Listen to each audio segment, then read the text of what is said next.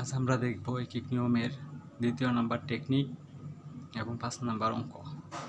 যদি একটি কাজ 9 জন লোক 12 দিনে করতে পারে, অতিরিক্ত 3 জন লোক নিয়োগ করলে কাজটি কত দিনে শেষ হবে? তাহলে আমরা একটি কাজ 9 জন লোক 12 দিনে করতে পারে, তাহলে আমরা সহজভাবে লিখব 9 গুণন 12। এটা এখানে লিখব 9 গুণন 12 সমান সমান, তারপর এখানে অতিরিক্ত, এখানে আমার 9 জন লোক আছেই, এখানে আমাদের বলে দিচ্ছে 9 জন লোক আছে এবং অতিরিক্ত আরও 3 জন, তাহলে 9 গুণন 3 সমান কত হলো 12। তাহলে আমরা এই যে M2, এই M2টা পেয়ে গেলাম। তাহলে এখানে 12 গুণন D2, এটা এই কত দিনে শেষ হবে, এটা D2, এটা আমাদের অজানা, এটাই বের করতে হবে।